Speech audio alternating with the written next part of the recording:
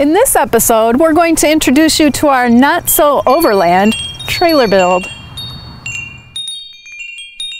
This is Wanderlost Overland.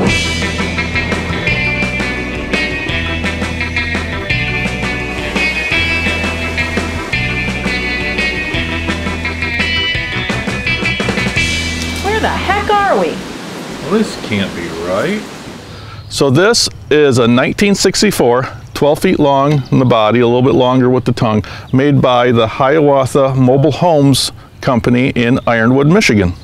Yeah, we've been working on this project for the last 2 years alongside of our Forerunner project. And what started out when we first bought it, we brought it home and we thought that it just needed some a little bit of interior cleaning up and modifications, paint the outside, and we'll be set to go. But that didn't work out at all. We got into the interior, discovered there was a ton of rot. We ended up doing a body off a frame restoration on this. Pulled the frame out, sandblasted it, rewired everything, all new wheel bearings and seals, went through the brakes. Then on the body, we started out with replacing the entire floor, because at first we just thought that it was the back that was rotten, but the entire floor had spots in it. And then the sill on the body, the wood sill, that all had to be replaced.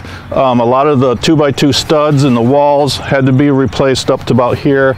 We went up as far to as we could to nice clean wood, cut out the rest, grafted in new studs. The roof, this has been sitting up in Minnesota for most of its life, so it had a lot of heavy snow on top, and the roof was bowed way down, pretty gnarly. So we ended up having to reconstruct the roof structure. This has got to be replaced. Put in some aluminum bracings across so it never sags again. And we actually, because the skin on top was so cupped up and bowed and everything, we ended up replacing all the skin on the top. The windows, we took all these windows out because you can't really see very well, but there's little tiny rubber seals on all these underneath and in the corners and everything. That all had to be replaced because it was all dry rotted, falling apart. So we took the windows out, disassembled them completely, put them back together with brand new seals that were really hard to find, but we did find them. And now we have some nice windows that actually do seal. We ended up doing all new electrical on this, all new lights. These are very close reproductions of the originals on here. They're in the original position. The tail lights are very close to the original, but everything is brand new. LEDs, all new wiring, including all new wiring in the inside. All right, let's show you the inside. This was supposed to be a simple thing. We're supposed to just bring it home, pretty it up, and then go out and use it right away.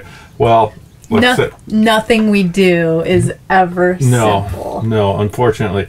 But it turned out really well. Everything is new inside here, everything. We gutted the whole thing down to the bare studs. So we put 2-inch insulation throughout the whole thing, floor, ceiling, everything. So it's really well insulated. We put screens on the windows. So the reason we bought this trailer in the first place was we wanted to have some sort of base camp for going to events, or just if we're going to be parking somewhere in the national forest and go wheeling around and coming back to base camp. We wanted something comfortable and all-inclusive, so we didn't have to take things out, set it up, put things away. And we wanted to keep, this is all kind of in the early 60s kind of hot rod theme. We brought in the design on the outside. We brought it in on our cushions. The colors, this is kind of a retro kind of laminate and backsplash and everything. And the hardware is all early 60s kind of stuff. So as you can see, we've got all the comforts of home. We've got a nice full-size bed. It's really comfortable. We even brought the kitchen sink. We've got a television, and we can hook up an antenna on the outside and watch TV if it's raining. Yeah, and like 2-burner stove. We do have a water pump. Underneath we have We have the 2 tanks. We have a freshwater tank and a gray water tank for the sink with an electric pump. Yeah, we have LED lights underneath the cabinets. When we have 12 volt coming in. We have a battery on here, and that powers the lights. We have an outside light also, and that powers the pump. That way we can kind of live off grid if we need to for, you know, a few nights. We also have 110 wired in, so if we're at a campground where we can hook up. We can even run a heater that way. Mark's even got his cowboy sheets. Now we are thinking about selling this. Do we really want to sell it? Not really, but you never know. It'd have to be a pretty good offer. It would have to be a good offer for it.